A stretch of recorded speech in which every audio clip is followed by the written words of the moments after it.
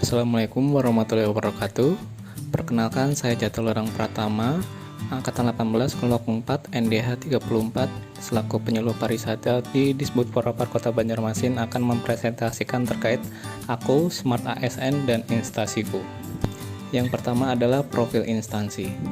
Nama instansi tempat saya bekerja adalah Dinas Kebudayaan, Kepemudaan, Olahraga, dan Pariwisata Kota Banjarmasin. Selanjutnya adalah visi dan misi. Di lingkungan Pemko Banjarmasin sudah tidak ada lagi visi dan misi SKPD. Dalam menjalankan tugasnya, seluruh SKPD mengacu pada visi dan misi pemerintah Kota Banjarmasin. Visi pemerintah Kota Banjarmasin adalah Banjarmasin beriman dan lebih bermartabat. Beriman sendiri adalah bertakwa, aman, indah, maju, amanah, nyaman, dan lebih bermartabat. Terkait dengan misi, jika melihat dalam misi ini, Disbud Porapar masuk dalam misi 1, yaitu meningkatkan daya saing usaha ekonomi lokal berbasis ilmu pengetahuan dan teknologi digital, serta penguatan industri dan sarana distribusi perdagangan. Misi yang kedua adalah meningkatkan derajat kesehatan dan pendidikan masyarakat untuk peningkatan kualitas sumber daya manusia. Lalu misi yang masuk dalam SKPD kami adalah poin 5, yaitu mengembangkan pariwisata berbasis sungai dan memperkuat nilai budaya Banjar dalam sendi kehidupan masyarakat. Selanjutnya adalah struktur organisasi. Struktur organisasi Disbud Porapar Kota Banjarmasin dipimpin oleh Kepala Dinas, dengan dibantu oleh jajaran pengurus diantaranya Sekretaris, Kepala UPTD Kawasan Wisata, Kepala Bidang Kebudayaan, Kepala Bidang Kepemudaan, Kepala Bidang Olahraga, Kepala Bidang Pariwisata, dan yang terakhir adalah Kepala Bidang Ekonomi Kreatif. Poin selanjutnya dalam pembahasan ini akan membicarakan terkait tugas dalam unit kerja, jenis layanan, dan standar layanan yang harus dicapai.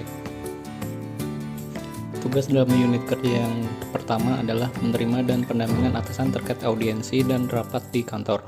Jenis layanan: konfirmasi penjadwalan audiensi sesuai dengan surat permohonan audiensi, penyiapan ruang rapat, notulensi, dan penyampaian notulensi kepada atasan dan peserta audiensi dan rapat.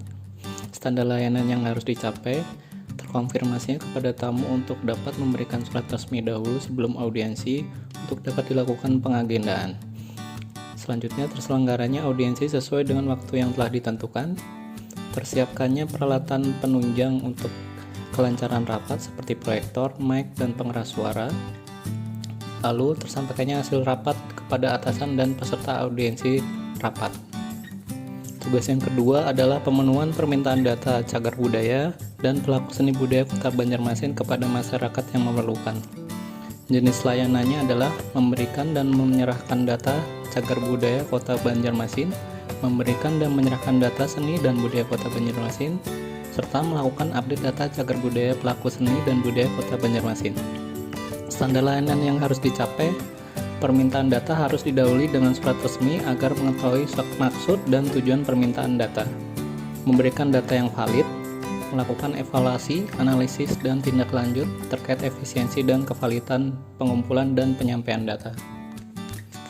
Tugas yang ketiga adalah melakukan input rencana kerja anggaran bidang kebudayaan Disbud Porapar Kota Banjarmasin di aplikasi SIPD. Jenis layanannya: menyiapkan dan menyusun rencana kerja anggaran tahun 2023 bidang kebudayaan di Excel dengan didampingi pejabat yang berwenang.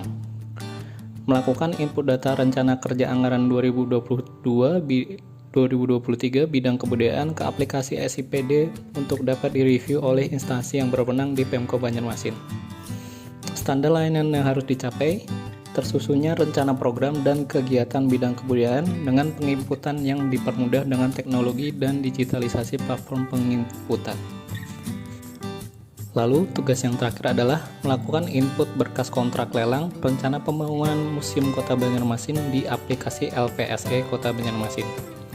Jenis layanannya: menyiapkan data dukung persiapan lelang, lalu melakukan input data-data dukung ke aplikasi LPSE untuk selanjutnya dapat dilakukan proses lelang. Standar layanan yang harus dicapai: keterbukaan dan transparansi pembangunan daerah di mana proses lelang dapat diketahui oleh publik melalui aplikasi LPSE. Lalu selanjutnya adalah keterkaitan tugas dengan pencapaian tujuan instansi.